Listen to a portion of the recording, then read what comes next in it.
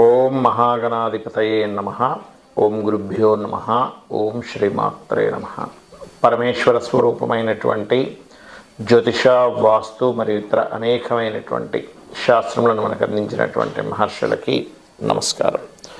హయగ్రీవ హయగ్రీవ హయగ్రీవేతి యో వదేత్తస్స నిస్సరతే వాణి జన్హుకన్యా ప్రవాహవత్. అరుణాం కరుణాతరంగితాక్షీం ధృతపాశాంకుశపుష్పబాణచాపాం అనిమాదిభిరావృతాం మయూకైః అహమిత్యేవ విభావయే భవానీం. శ్రీమాత్రే నమః.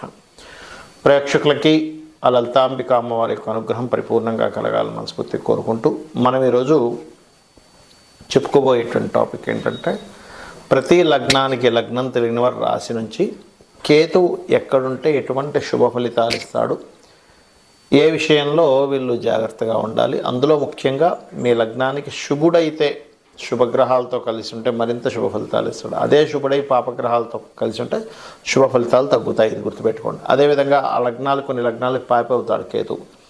అలా ఈ పాపగ్రహాలతో కలిసి ఉన్నప్పుడు మీకు పాప ఫలితాలు మరింత పెరుగుతాయి, శుభగ్రహాలతో కలిసి ఉంటే శుభ ఫలితాలు పెరుగుతాయి, పాప ఫలితాలు కొంచెం తగ్గుతాయి.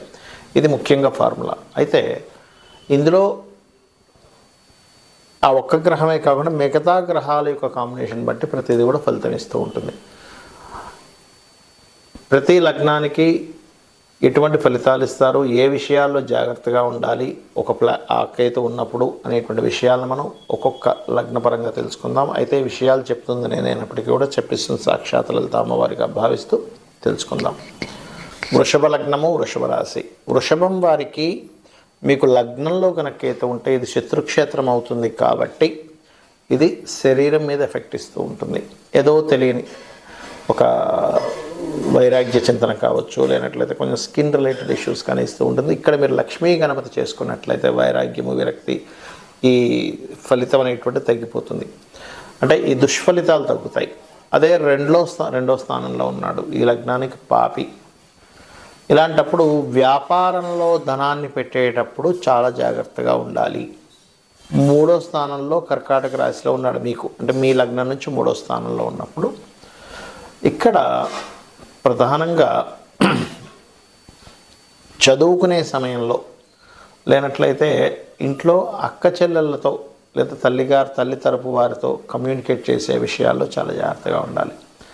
4లో కనుక కేతు ఉన్నట్లయితే ముఖ్యంగా గవర్నమెంట్ రిలేటెడ్ సంబంధించిన ప్రాపర్టీస్ ఏదైనా తీసుకునేటప్పుడు జాగ్రత్త వహించాలి. ఈ పంచమకేతు ఉన్నప్పుడు ఎవరైనా సిజరీన్స్ అవి చేయించుకునేటప్పుడు, మనకి ఆపరేషన్స్ అవి చేయించుకుంటుంటారు సంతానం పొందేటప్పుడు, బుధ మంగళవారాలు అవాయిడ్ చేయడం మంచిది. మరియు షేర్ మార్కెట్ జోలికి వెళ్ళకూడదు. 6వ స్థానంలో మీకు కేతు ఉన్నాడు వృషభ లగ్నానికి అన్నప్పుడు అప్పుల మూలంగా ఇబ్బంది పడతారు కాబట్టి ఎవరికి అప్పులు ఇవ్వకండి దయచేసి. మనీ మ్యాటర్స్, అప్పుల విషయంలో చాలా జాగ్రత్తగా ఉండాలి. 7వ కేతువు, అక్కడది కేతువుకు ఉచ్చస్థానం. అయితే ఆ సప్తమాధిపతి కూడా బాగున్నట్లయితే జీవిత భాగస్వామికి స్పిరిచువల్ యోగం, అంటే స్పిరిచువల్గా బాగుండడం జరుగుతూ ఉంటుంది. కాకపోతే సమ్ టైమ్స్ ఎప్పుడు కూడా సప్తమంలో కేతు ఉన్నప్పుడు ఏదైనా కొన్ని కారణాల వల్ల దూరంగా ఉంటారు భార్యాభర్త, ఏదైనా కారణం కావచ్చు. అష్టమకేతువు ప్రత్యేకంగా మీకు అది మిత్రక్షేత్రం అయినప్పటికీ ఈ లగ్నానికి పాప అయినందుకు ముఖ్యంగా ఏదైనా స్పిరిచువల్ రిలేటెడ్ సంబంధించినటువంటి విషయాల్లో పలానా టెంపుల్కి వెళ్ళాలి, లేదంటే పలానా చేయాలనుకుంటే ఏదో కారణం చేత మిస్ అవుతూ ఉంటుంది. భాగ్యంలో కేతు ఉన్నట్లయితే ముఖ్యంగా మీకు తండ్రి గారితో చేసేటువంటి ప్రాజెక్ట్స్ ఏవైనా బిజినెస్ రిలేటెడ్ ఏదైనా చేసేటప్పుడు కానీ, లేకపోతే తండ్రి గారిని మీరు కంటిన్యూ చేద్దాం అని అనుకునేవి కొన్ని ఏదైనా ఆటంకాలు రావడం కానీ, లేదా తండ్రి గారితో తెలియని కారణంగా కొంత దూరంగా ఉండడం, ఇట్లాంటివి ఇస్తూ ఉంటుంది. దశమంలో ఉండేటువంటి కేతువు ముఖ్యంగా ఉద్యోగము, వ్యాపారము రెండూ చేద్దాం అనుకునేటప్పుడు ఏదో కారణం చేత అక్కడ మీకు, అంటే కొన్ని జాబ్స్లో చూడండి మీకు కూడా పార్ట్నర్షిప్ ఇస్తామండి ఇందులో అని మళ్ళీ అది ఇచ్చిన మాట నిలబెట్టుకోకుండా ఉన్న వల్ల మీరు కొంత ఇబ్బంది పడుతూ ఉంటారు. ఇటువంటి ఫలితాలు ఇస్తూ ఉంటుంది. లాభస్థానంలో కనుక కేతు గ్రహం ఉన్నట్లయితే పర్టికులర్గా ఇక్కడ ఇచ్చేటువంటి రిజల్ట్ లగ్నానికి పాప అయినప్పటికీ లాభాలు రావడానికి కొంచెం ఎక్కువ ప్రయత్నం చేయవలసి వస్తూ ఉంటుంది. 12వ స్థానంలో కనుక కేతు ఉన్నట్లయితే పర్టికులర్గా మీరు ఏదైనా ఇన్వెస్ట్మెంట్స్, అందులో ముఖ్యంగా అగ్ని సంబంధించిన పవర్ రిలేటెడ్ సంబంధించిన ఇప్పుడు బ్యాటరీస్ ఉంటాయి, లేనట్లయితే ఏదైనా ఫైర్కి సంబంధించినవి, ఫైర్ని ప్రొడ్యూస్ చేసేటువంటి వాటిల్లో ఇన్వెస్ట్మెంట్ చేసేటప్పుడు కాస్త చూస్ చేయండి. ఇక మీరు చేయవలసిన దేవతారాధన ముఖ్యంగా విష్ణు సహస్రనామాలు చేసుకుంటే అన్ని విధాలా బాగుంటుంది. చాలామందికి లగ్నం కానీ డేట్ ఆఫ్ బర్త్ కానీ తెలియదు. అలాంటప్పుడు కేతుగ్రహం యొక్క ప్రభావం ఎలా పడుతుంది అని చెప్పి తెలుసుకోవాలన్నప్పుడు, కేతువు సహజంగానే ఆటంకాల కారకుడు. ఎందుకంటే ఆయనకు పనిపాటు లేదా మన జాతకంలో వచ్చి ఆయన ఆటంకాలు కలిగిస్తుంటారంటే కాదు. మనం చేసినటువంటి పూర్వజన్మల్లో చేసినటువంటి కర్మ ఏదైతే ఉందో అది ఆటంక రూపంలో, కేతు రూపంలో వస్తుంది. గుర్తుపెట్టుకోండి. అంటే పూర్వజన్మల్లో మనం ఎవరికైనా కావాలని ఆటంకపరిచాం, వేరే వాళ్ళు పని చేసుకుని ఉంటే, అప్పుడు ఏమవుతుందంటే అది ఆటంక రూపంలోకి వచ్చి ఇబ్బంది పెడుతుంది. గుర్తుపెట్టుకోండి. అలాగే మరొక విషయం ఏంటంటే, ఇక్కడ ఈ ఆటంకాలు ఏవైతే ఉన్నాయో ఇవన్నీ తొలగాలంటే మొట్టమొదటిగా కేతుగ్రహం వల్ల జరుగుతుంది అని మీరు ఎట్లా గుర్తుపట్టాలి?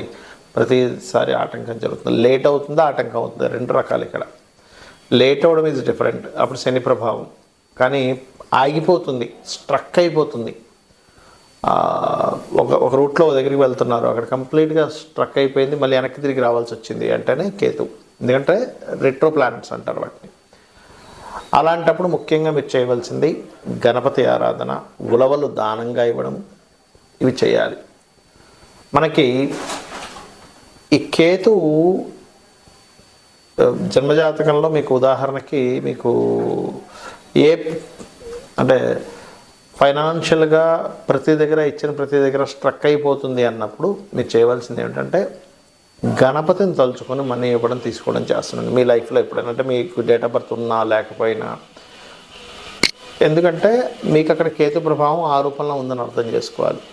లేదంటే నేను ఎక్కడ ఏ ప్రాపర్టీ కొన్నా కూడా నాకు స్ట్రక్ అయిపోతుంది, అక్కడ ఆ ప్రాపర్టీ కొనడమే పేరుకు కానీ అసలు అది పెద్దగా ఎదుగుదల ఉండట్లేదు అంటే మీ పేరు మీద కొనకండి. ఎందుకంటే మీకు 4th హౌస్ కేతు ఎక్కడో పనిచేస్తున్నాడు అని అర్థం. ఏమి మాట్లాడినా లిటికేషన్ అవుతుంది అని అనుకుంటే కనుక అలాంటి సమయంలో ప్రత్యేకంగా కేతువు 3వ స్థానంలో ప్రభావం ఎక్కువ చూపిస్తున్నాడు. అలాంటప్పుడు లలితా సహస్రనామాల్లో ఓం కర్పూర వీటికామోద సమాకర్షతి గంతరాయ నమః అని చేసుకోండి. అలా కాదండి మాకు అసలు వివాహ సంబంధించిన విషయాలు ఇదిగో ఇక్కడ దాకా వెళ్ళి సడన్గా అక్కడికి ఆగిపోతుంది అన్నప్పుడు మీరు గణపతి నామంతో పాటు లలితా సహస్రనామాల్లో ఓం కామేశబద్ధ మాంగళ్య సూత్రశోభిత కందరాయ నమః అని చేసుకోండి. కొంతమందికి అసలు పని చేయాలంటేనే ఇంట్రెస్ట్ లేకపోవడము, ఎక్కడ జాబ్కి వెళ్ళినా కూడా అక్కడ ఏదో కారణం చేత ఆగిపోవడం జరుగుతుంది అనుకోండి. అది 2 కారణాలు అవుతాయి. మీ చార్ట్లో ఎక్కడో శనికేతువులు కలిసి ఉంటారు దశమంలో, లేదా శని రాశుల్లో కేతు ఉంటాడు, లేకపోతే శని కేతు నక్షత్ర పరివర్తన ఉంటుంది. అటువంటి కండిషన్స్లోనే అలా జరుగుతూ ఉంటుంది. అలాంటప్పుడు రెగ్యులర్గా వెంకటేశ్వర స్వామి ఆలయానికి వెళ్ళడము, లేనట్లయితే రావి చెట్టు ఉంటుంది మనకి ఆలయాల్లో, దాని చుట్టూ ఈ యొక్క సర్ప ప్రతిష్ఠ చేసినవి ఉంటాయి, వాటి చుట్టూ ప్రదక్షిణం చేసుకుని వాటి మీద పసుపు నీళ్ళు గంధపు నీరుని అభిషేకంగా చేసి మీరు మీ పనులు మీరు చేసుకుంటున్నట్లయితే ఖచ్చితంగా దాని యొక్క శుభ ఫలితం మీరు చూస్తారంటే అక్కడి నుంచి మీకు ఆటంకాలు అనేటువంటివి తగ్గుతాయి. అలాగే మరి కొన్నిసార్లు ఏమవుతుంటుందంటే కొన్ని విషయాలతో దూరంగా ఉండాల్సి వస్తూ ఉంటుంది. అంటే కొంతమంది చూడండి సంతానం పొందుతారు కానీ సంతానంతో ఎప్పుడూ దూరంగానే ఉంటారు.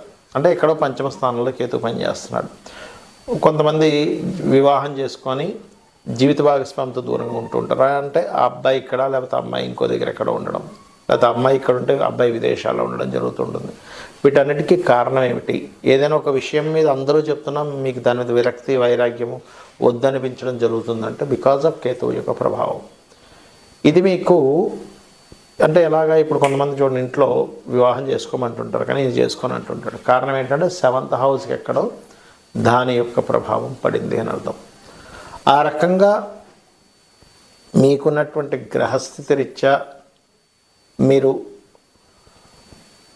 ఫలానా సంబంధించిన విషయంలో నాకు విరక్తి వైరాగ్యము చాలా ఏదో తెలియని ఒక ఎడబాటు లేనట్లయితే ఆటంకాలు కలుగుతున్నాయంటే ఒకటే గుర్తుపెట్టుకోవాలి, కేతుగ్రహం దగ్గర దీపారాధన చేసుకుంటూ గోవులకి గ్రాసము తినిపిస్తూ గణపతి ఆరాధన కనుక చేసినట్లయితే 100% మీరు ఏదైతే ఇబ్బంది పడుతున్నారో లైఫ్లో, దేంతో అయితే విడదీయబడుతున్నారో 100% దాని నుంచి బయటపడడం జరుగుతుంది.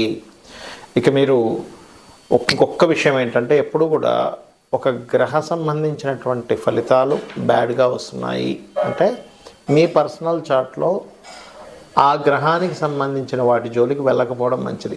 అంటే 4th హౌస్లో ఉంది, అప్పుడు మీ పేరు మీద ప్రాపర్టీస్ ఉండకపోవడం మంచిది, గుర్తుపెట్టుకోండి. లేదండి 12th హౌస్లో ఉంది, మీ పేరు మీద ఏదైనా ఇన్వెస్ట్మెంట్స్ చేయకపోవడం మంచిది.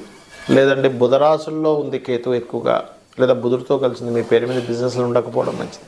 అలాగా అసలు ఏ రాశుల్లో ఉంది, ఏ సంబంధించినటువంటిది ఎలా ఉంది అనేటువంటిది తెలుసుకోవాలి. ఇక్కడ మరొక విషయం ఏంటంటే, మరి చాలామంది సందేహం వస్తుంది, ఏమంటే మరి పిల్లల స్థానంలోని వివాహ జీవిత భాగస్వామి స్థానంలోని పెళ్లి చేసుకోకూడదు అంటే అలా కాదు. కొన్నిసార్లు ఏమవుతుందంటే పిల్లల్ని దూరంగా పెంచాల్సినటువంటి స్థితిలో వస్తాయి. అలాంటప్పుడు దాన్ని యాక్సెప్ట్ చేయాలి. కొన్నిసార్లు జీవిత భాగస్వామితో దూరంగా ఉండవలసిన పరిస్థితి వస్తుంది, దాన్ని యాక్సెప్ట్ చేయాలి. యాక్సెప్ట్ చేయకపోతే అక్కడ ఇబ్బంది వస్తుంది, గుర్తుపెట్టుకోండి. ఇక మీరు ప్రతిరోజు లలిత అమ్మవారి యొక్క స్తోత్ర పఠనం చేయండి, అనే విధాలు బాగుంటుంది. శ్రీమాత్రే నమః.